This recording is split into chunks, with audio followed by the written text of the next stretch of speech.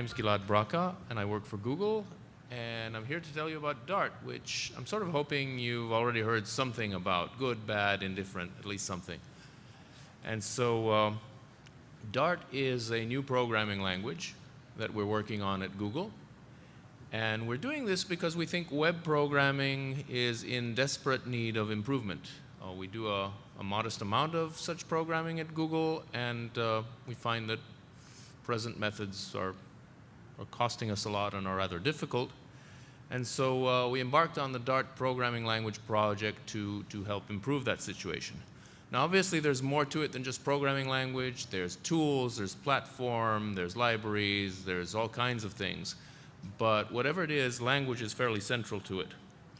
And so we want to create a language that supports what I'd call civilized programming on the web. And if you wish to infer anything about the current state and its civilization, you're welcome to do so.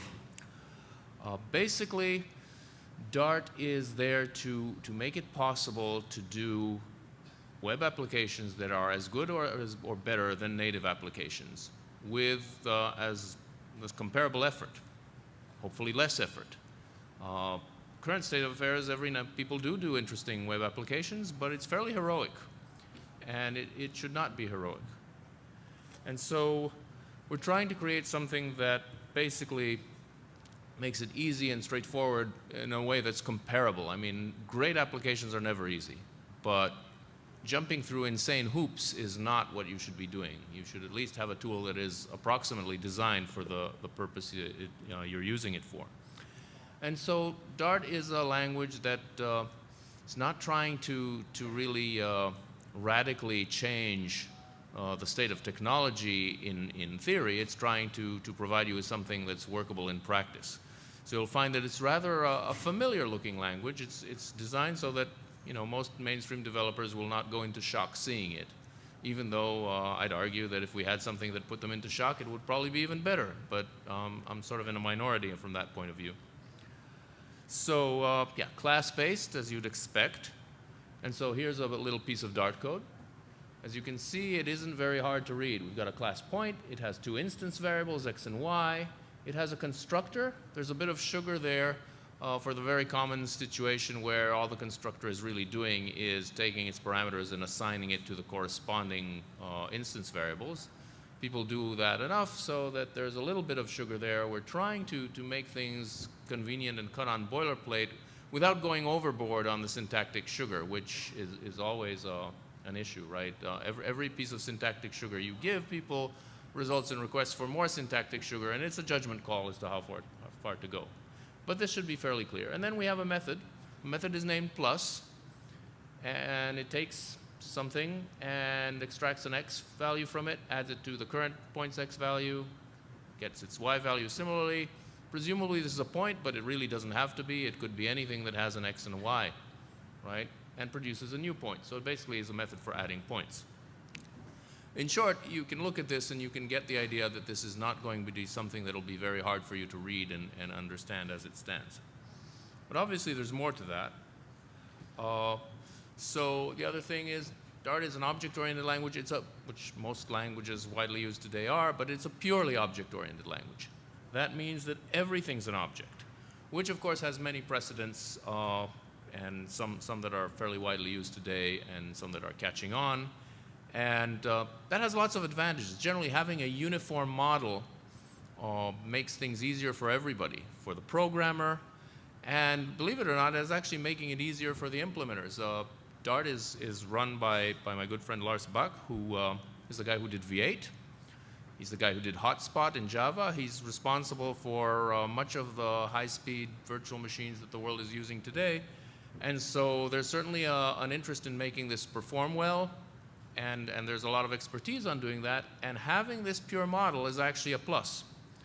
So in particular, there's no auto-boxing going on. There are no hidden coercions. That's a huge problem in JavaScript, by the way, in general, is the fact that things get coerced in different ways, and there are these extreme examples where true becomes false and array is turned into strings and all these kind of things. And that's a lesson that most of the world learned, I'd say 45 years ago, right? In the 60s, basically, there were a lot of languages that did a lot of implicit coercions, because when you think about it briefly, it seems, oh, yeah, that's a good idea. It'll just convert it to whatever I meant. The experience was that this was an unmitigated disaster, and yet we're back where we were in 1968 or so. So Dart doesn't do that. Everything's an object. Nothing ever gets coerced by itself. Nothing happens automagically in that way, and rarely needs to be. So things are a lot more predictable and easy to use. Another interesting property, Dart is optionally typed. So what does that mean? You're going to hear more of that term optionally typed all over, because we're not the only ones doing it, it turns out. So optionally typed, here's our class point again, but something's happened to it. If you look, shows yellow. I used to use red, but I learned that projectors don't like red. We have here types on the instance variables, so we know they're integers. We know that the operator takes a point and returns a point, the plus operator. So what does that do? It basically makes it easier to read. It's a form of documentation. That's the main interest here. It's not necessarily about error checking, though it does do that as well. But it's mainly documentation for you, the programmer, and for the machine, for the tooling. In particular, this program will run just like the other one does, and all kinds of intermediate states will run too. You don't have to pass the type checker in order to run a Dart program. That's very different from, you might look at this and think this is vaguely Java code, but the idea here of optional typing is that typing is truly optional. It's the type checker in your service rather than the other way around. And that's an approach that, has elicited a bit of controversy, but we very strongly believe in it. So what this program will do is exactly, what this code does is exactly what the code I showed you before without the types. The types do not change behavior, ever.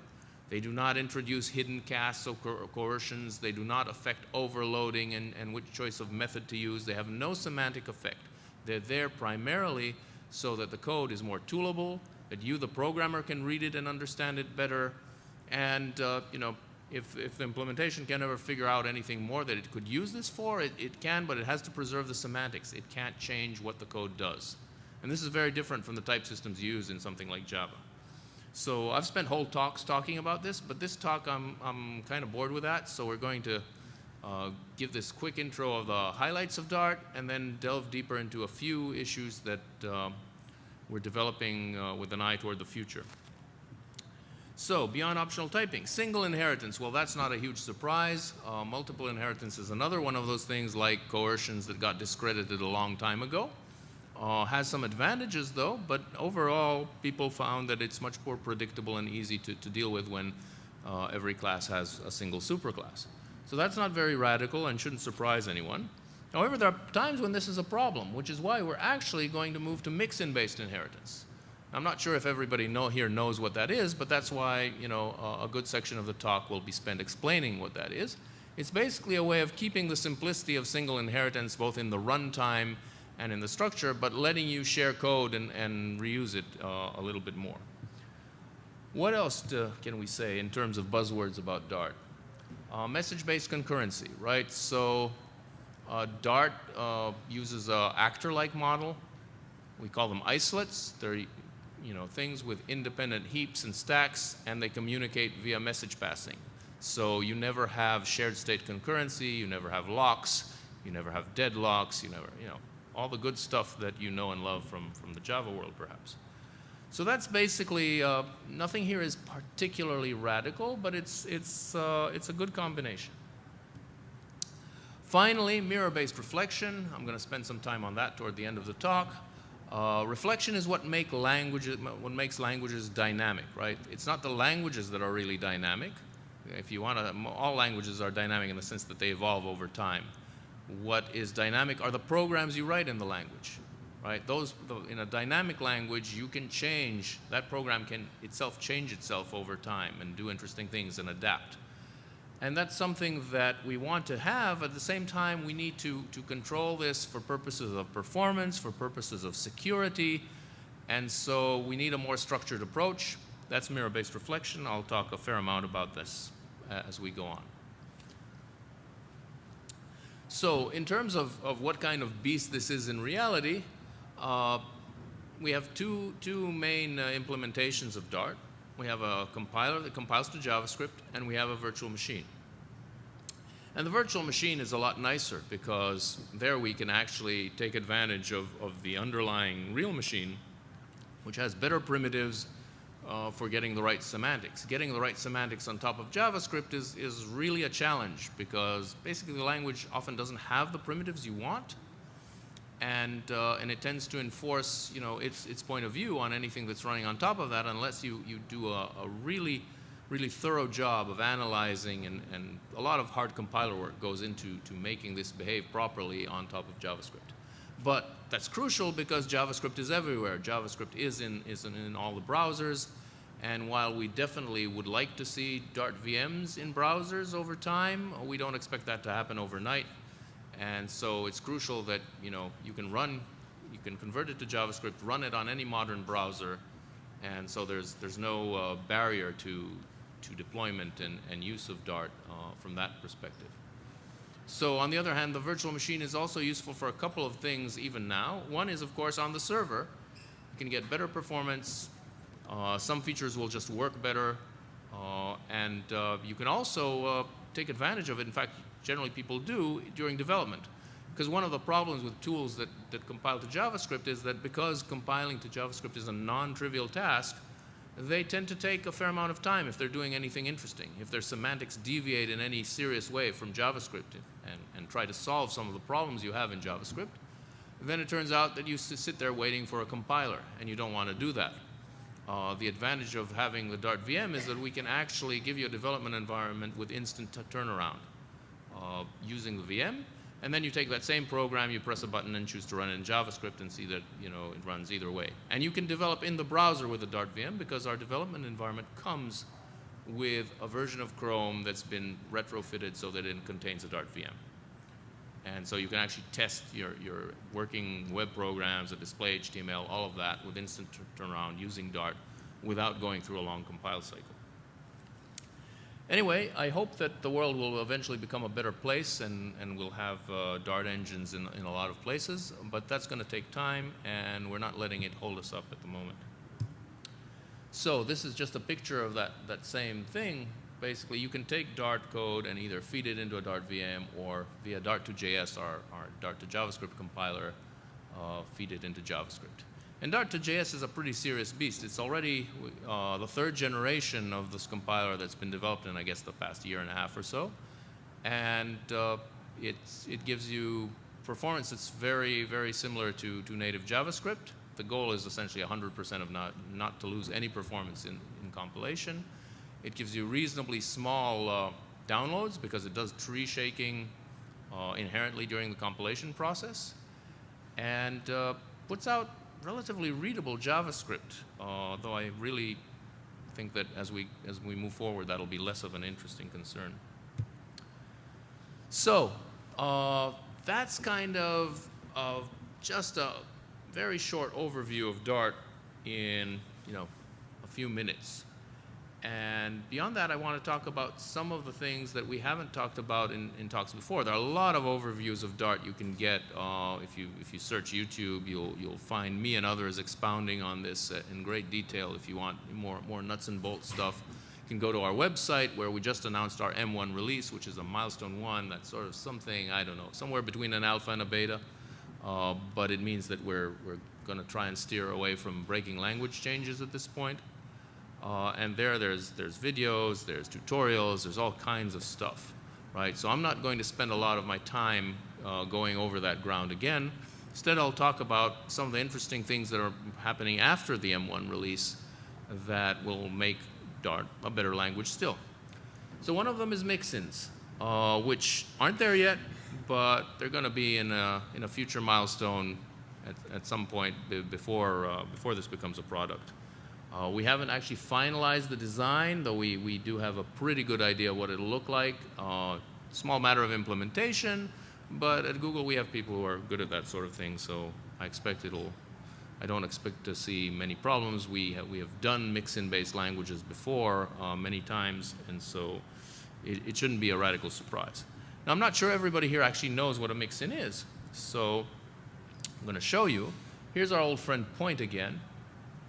Now this stuff, the stuff in yellow bold, right, that is literally a mix-in. That's the thing that follows the class declaration between curly braces. That's the stuff that the class is adding to its superclass, right? That's the delta, the difference between that and the superclass. That's really what a mix-in is. It's what is getting added. And you know, syntactically, you can see it in this picture. And the point of this is that if you could separate that, you could attach that to multiple class hierarchies. And that can be a really useful thing. So if we want to look at a classical example of mix-in use, here is a collection class. Well, it isn't really a collection class because it won't fit on a slide. But it is, shall we say, an extended subset of Dart's collection class, right? And the mix-in, again, will be the stuff in yellow. So in particular, the only interesting thing here is this map function. It's a classical function on collections, right? You give it a function, it applies the function to all the elements in the collection and gives you a new collection back with the results, right? Basic building block of functional programming, of object-oriented programming as well. It's been around in object-oriented programs since Smalltalk, 76 or so probably. So it's been around for 36 years. And the problem is that not everything can sit in the collection hierarchy. There are a lot of collection-like things. It's a very useful interface. And these pieces of implementation are very generic and independent for the most part, of representation. And you'd like to use them in other hierarchies. Classical example are GUIs or, for example, the DOM. So the DOM has a bunch of stuff that needs to look like a collection and behave like a collection in our library. And one way you could do it, basically, with the mix-in feature is basically mix in collections. Because the problem with these DOM classes is, of course, that they have to be part of the DOM hierarchy. And with single inheritance, they can't be part of the DOM hierarchy and the collection hierarchy at the same time. So what are you going to do? You don't want to do real multiple inheritance, because then you run into a lot of nasty questions of precedence and conflicts between methods and things like that. What mix-in-based inheritance basically preserves a single inheritance chain, but it interjects the functionality of a mix-in along the chain. So you still have a single inheritance chain going in one path up from your class all the way up to object. But you get more functionality in there. And that's how you can actually avoid replicating this code in multiple places, because that's obviously a bad thing, because then when you maintain it, you have to change it. Any bug fix, if you copy the code, that's a problem. If you add stuff to collection, that's a problem. More stuff you have to copy and so forth. Of course, if it was just this one, it wouldn't be that worthwhile adding a language construct, but of course, there are others. And in fact, there are about 30 of them. I know because I put that map thing into our collection library and discovered to my horror how this was set up. So obviously, we need to solve that in a more elegant fashion, and that's one of the things. This is a poster child for mix-ins. It's one of the things we're going to do. We have quite a few other uses in mind in the library, and so we expect our libraries to change a fair amount once mix-ins come in. So some caveats in fine print. We'll probably do this in stages. The initial mix-ins will probably have restrictions about using fields and all kinds of other stuff, and we will gradually move this in bit by bit. But ultimately, our goal is exactly what I showed you. Anything that's in the delta of the class, we expect to be able to represent via mix-in and share without replicating.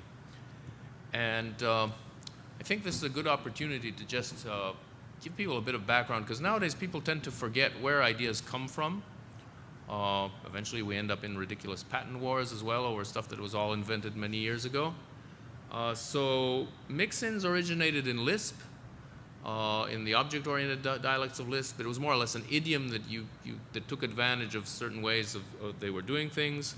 Eventually, it was recognized as a language construct. I wrote a paper a long, long time ago with William Cook, who's now a professor at UT Austin. And if you really want to delve, deep dive into this, it's still out there and still gets cited. We implemented this again many years ago in a Smalltalk dialect that Lars and I and a few others worked on, called Strongtalk. That implementation was the first time this was actually put into a virtual machine. In fact, it's the only time it's really been put into a virtual machine. All the implementations you see today are doing sort of code copying under the covers, and that's kind of unfortunate and wasteful. Eventually, we'll probably get the Dart VM to do something similar to what we did in Strongtalk, so that there's no space overheads to this either. You may have heard of things like traits. That's sort of a lobotomized version of mixins, with again restrictions on state and so forth, that has gained some popularity in some languages.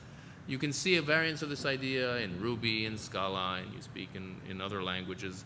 So it's not actually a radically new idea, but it's only starting to hit mainstream, I think, at this point. Next, I want to talk a little bit about isolates, asynchrony, concurrency, and so forth. As I said, we don't do shared state concurrency, partly because it's evil and partly because we're running on the web and we have to compile the JavaScript, so we really can't. So that keeps us honest.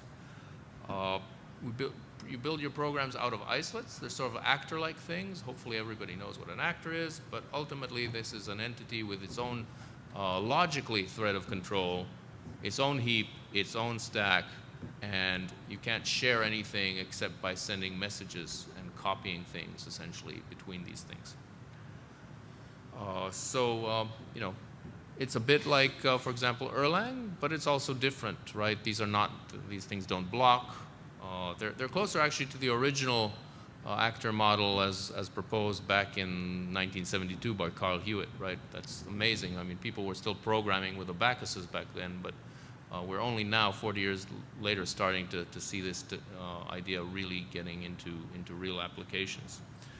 So isolates communicate through ports. Again, this is a low-level plumbing mechanism that lets you send messages to a port, and the receiving isolate has a receiver port where it gets the messages off of, acts on it, and may choose to reply, etc. So in a way, this should be familiar to a lot of people working with Scala or in the JavaScript world, Node.js. When you send these messages, you get a future back, and the future is essentially a promise that eventually some result will be there. It's all asynchronous because this is a completely different isolate, and you can set callbacks on those futures and have code execute when they're actually ready. So this again is not all that radical, but having it put into the infrastructure from day one helps, and we intend to make that nicer and raise the level of abstraction. The exact way we do that, we haven't decided, because what's very clear is that Node.js, that model is far from perfect. What you end up getting is a lot of nesting of these callbacks on futures, and then you callbacks on the resulting thing and so forth, and it gets a little hard to work with. It beats threads, though. It beats shared state and all the horrible bugs you can get there, but it still gets rather tedious fairly fast.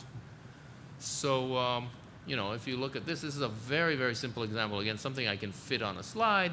Assume you've got these two sources of data that you call asynchronously, and you intend to plot them. So one you're going to get a list of points from one server and for the x-axis and a list of points for the y-axis.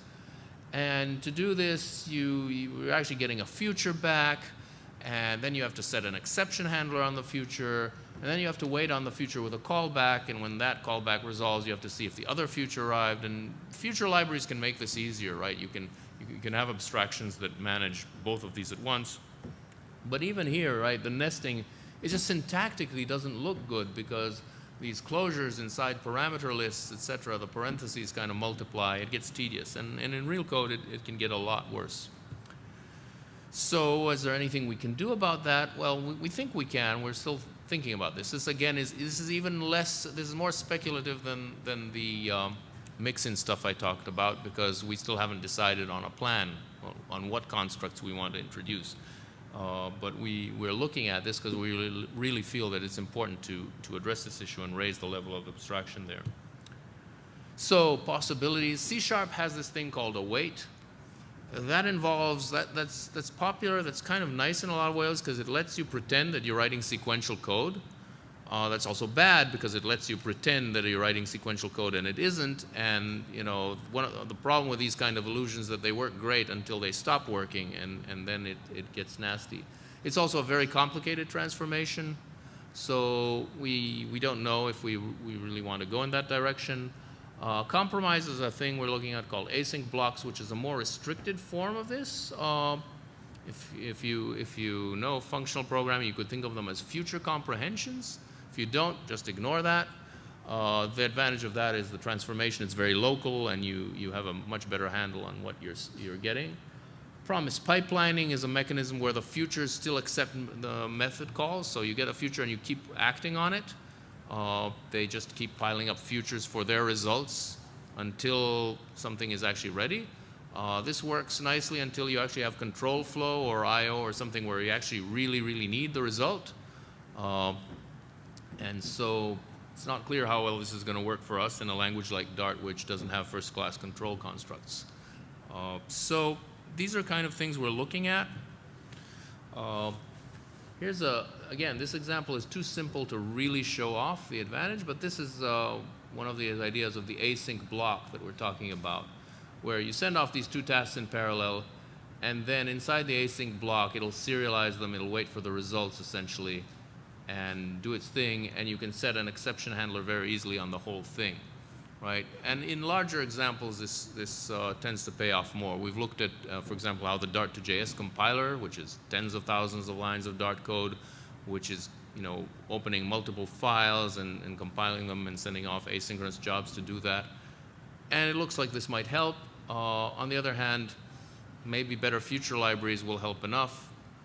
This is just to give you an idea of the sort of things we're looking at, and the fact that we're attuned to this and we're worrying about it.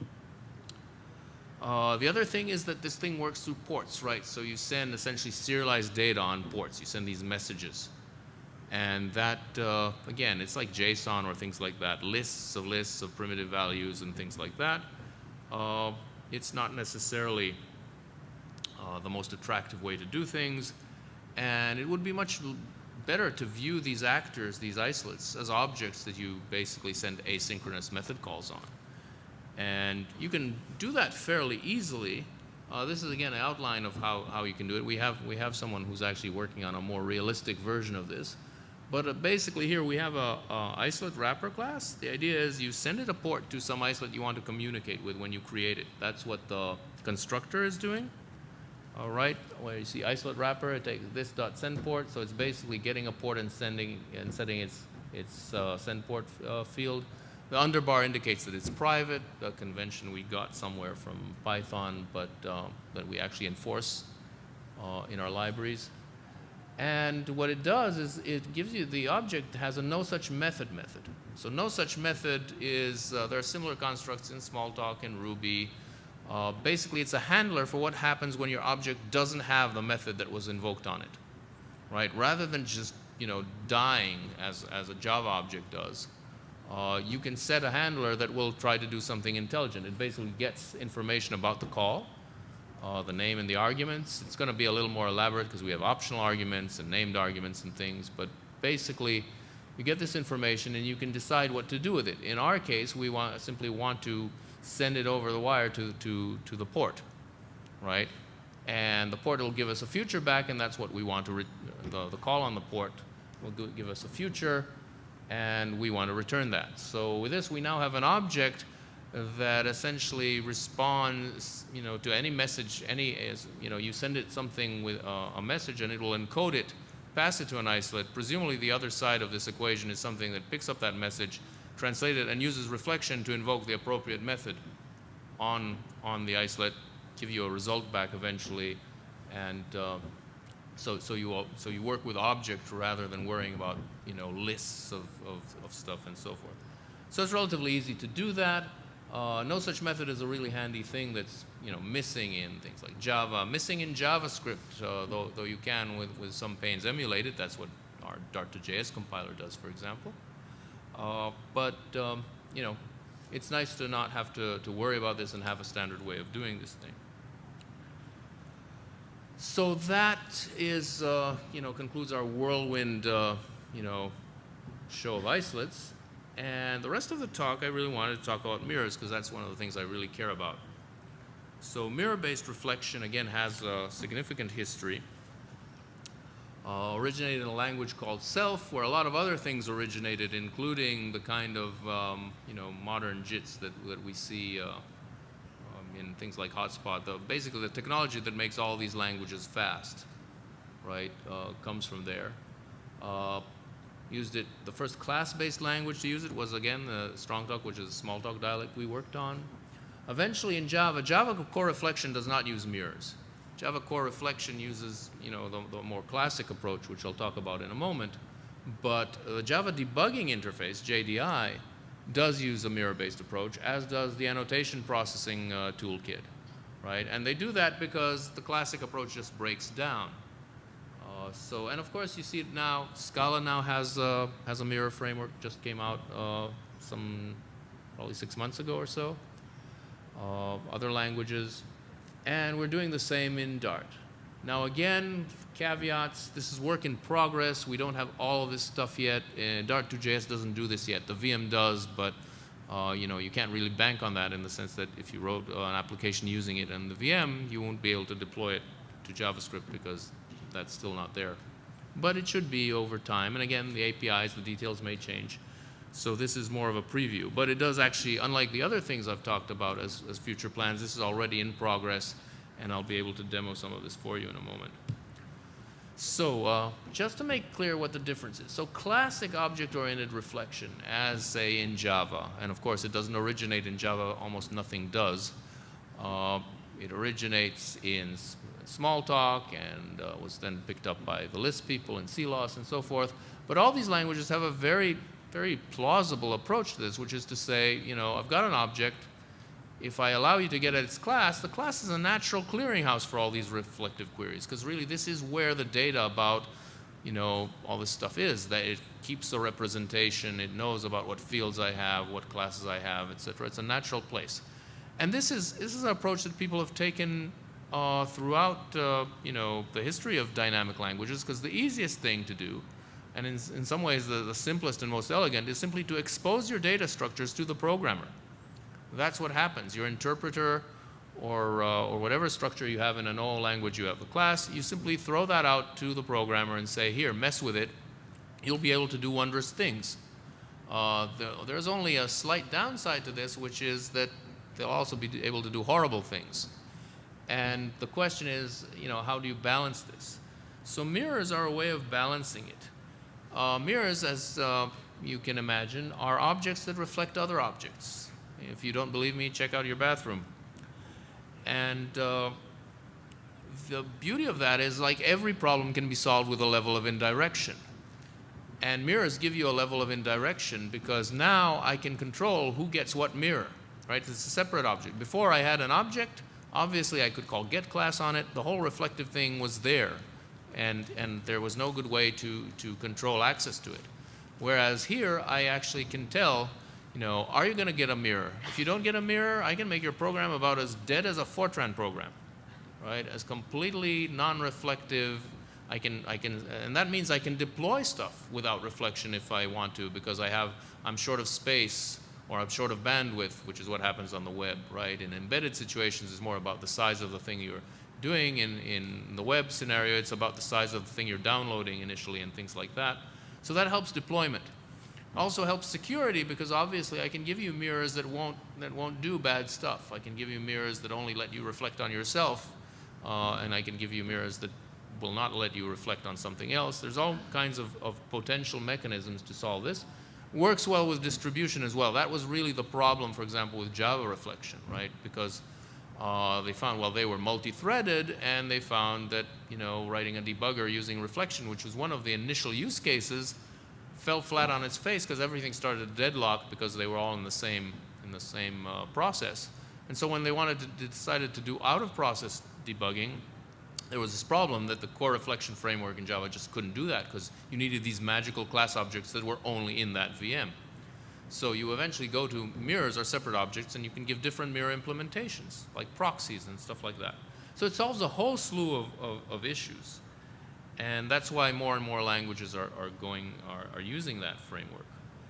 And in Dart in particular, we want the mirrors to allow you to reflect between isolates, right? So you would be able to actually pose reflective queries to another isolate, which means that the API is in some places asynchronous, which means that it, in some places, is a bit harder to use than it might otherwise be.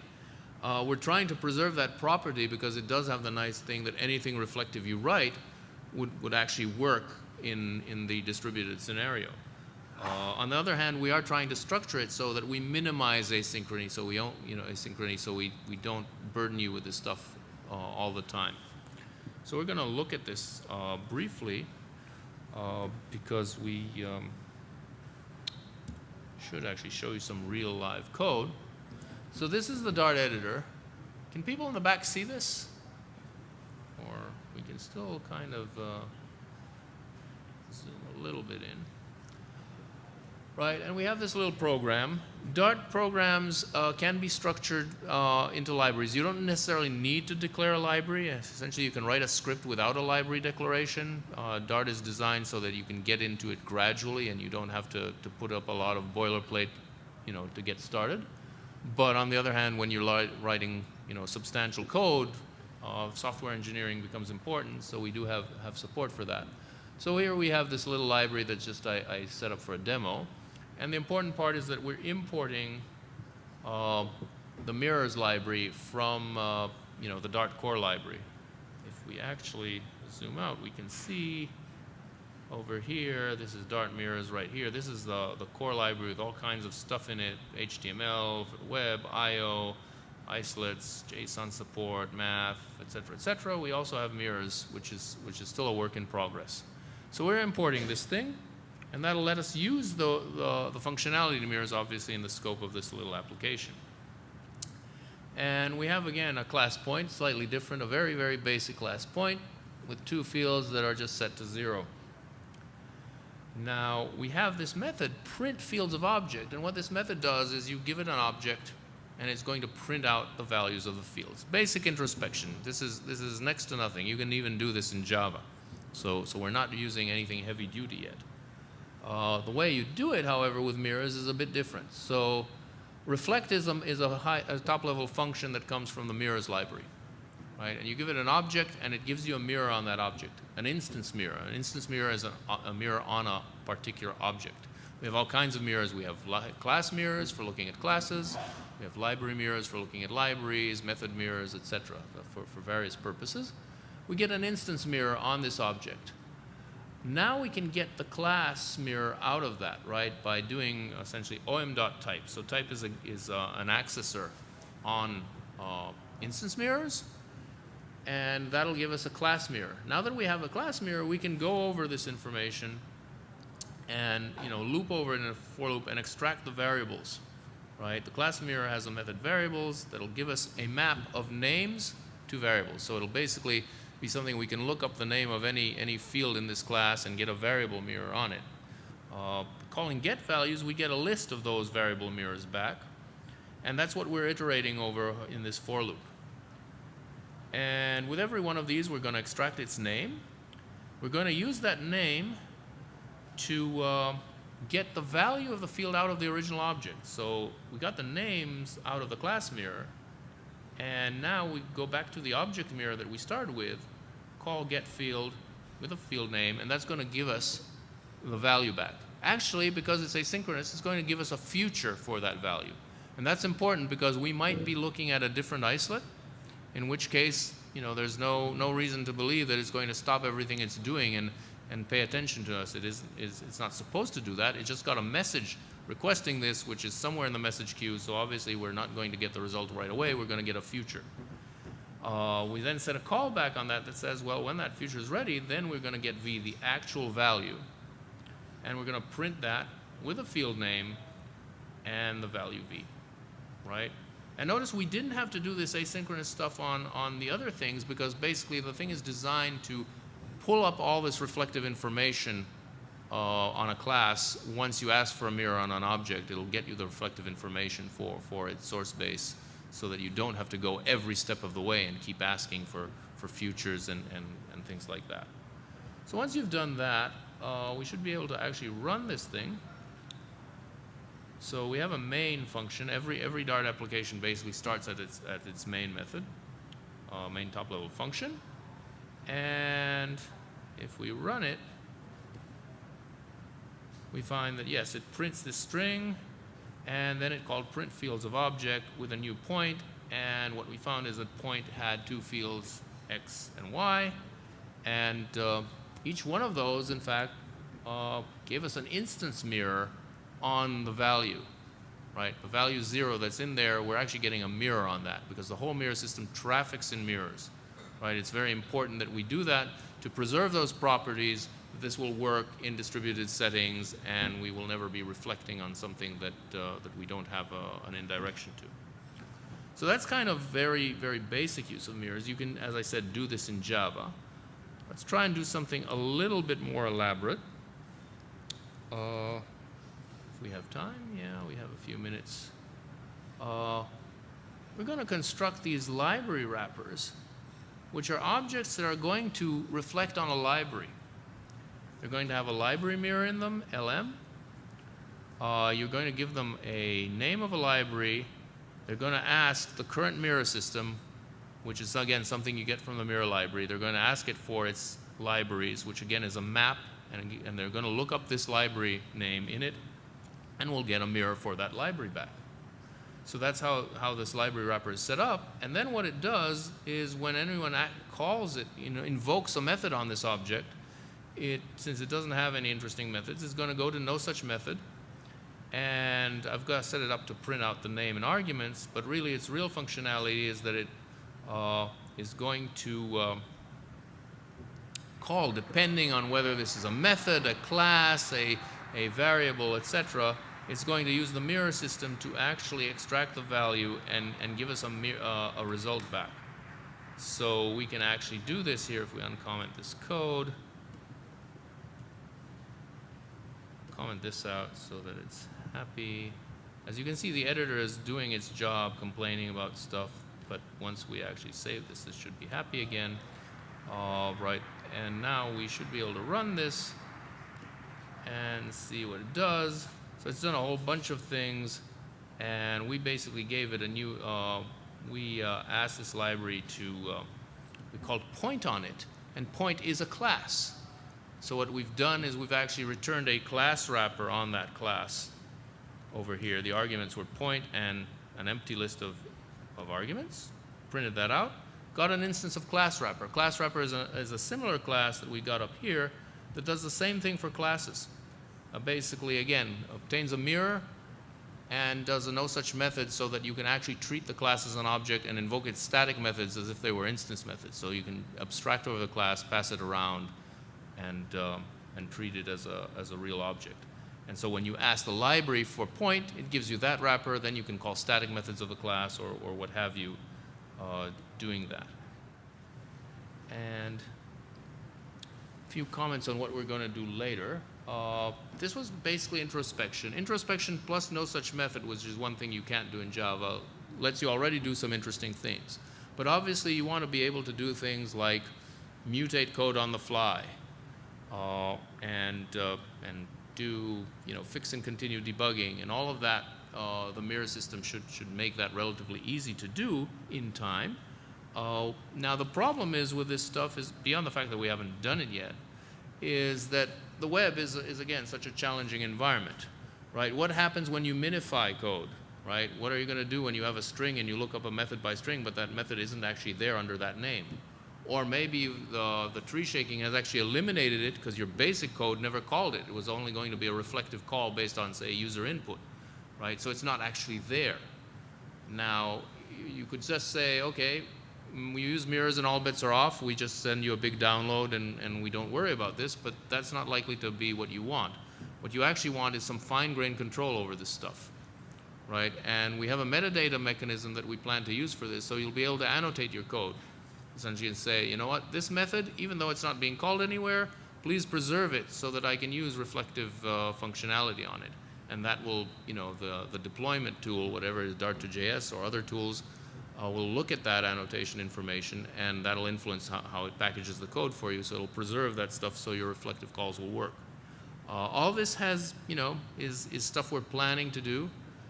to let you do the kind of dynamic stuff you want to do, but do it while preserving performance, security, etc.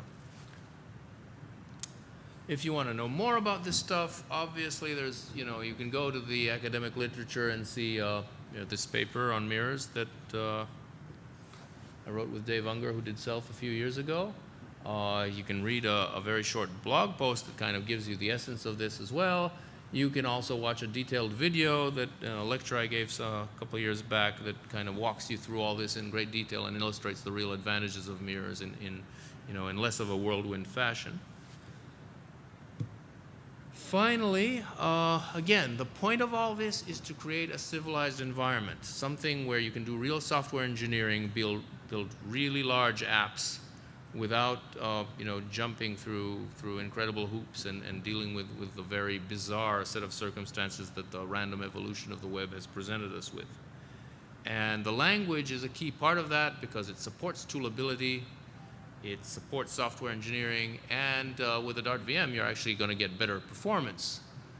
And the advantage of a language that works this way is eventually we'll have a much cleaner model for everything through good libraries. We should be able to write stuff that works on the server and communicates via message passing to the client and vice versa through the isolate mechanism, and not care where that server actually is, right? Whether it's a local process or something, not to have to dance through all these orifices, essentially, that the browser provides. So basically, it's all about raising the level of abstraction back to something that's analogous to what native code can do. As far as status, we had our M1 release today.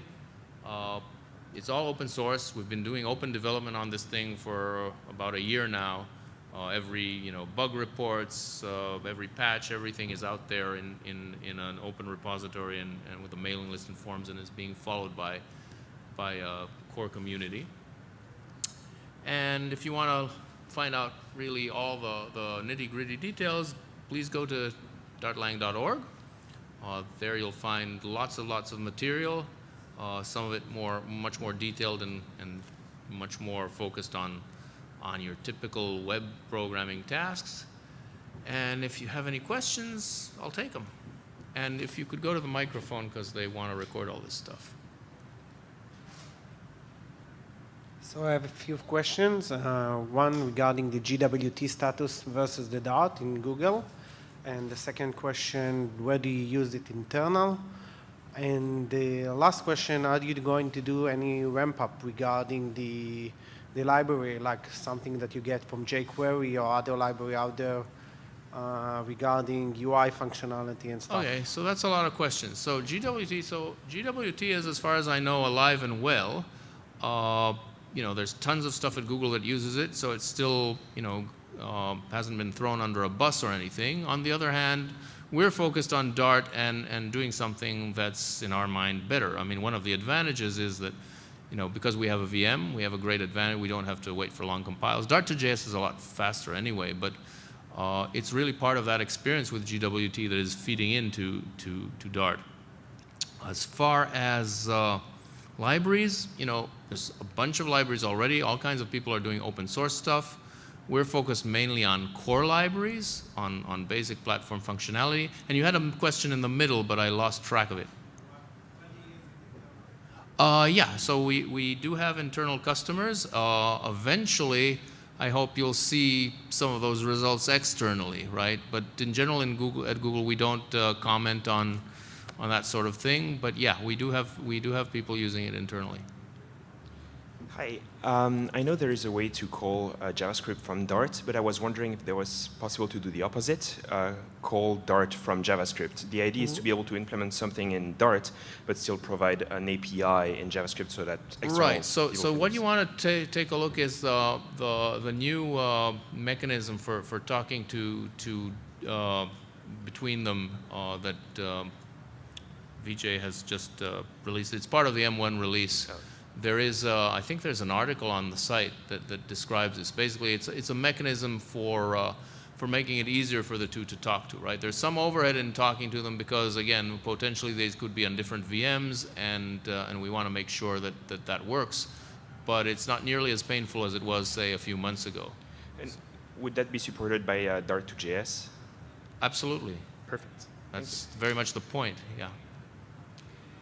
I just had a question about the Dart VM that obviously doesn't exist in browsers just yet, but I was wondering, does it have an intermediate form? Obviously you take Dart and you transpile it to JavaScript. Is it something that in the future, possibly that VM would be a common substrate that people could compile to, or is it just Dart as text? It doesn't really have an intermediate form. It works very much like, say, V8 does. It takes source code and does its thing with it. There is this notion of snapshots, which are a way of allowing quick startup that works on the VM. And that relies essentially on leveraging some of its internal representation. Essentially, it saves you the parsing time. It has a tokenized stream and stuff like that. But nothing that is yet a public standard intermediate representation. It's way too early to speculate on that. If the snapshots really caught on, you could imagine maybe doing something about that. But right now, no. Okay, thank you. All right, I guess that's it. Thank you very much.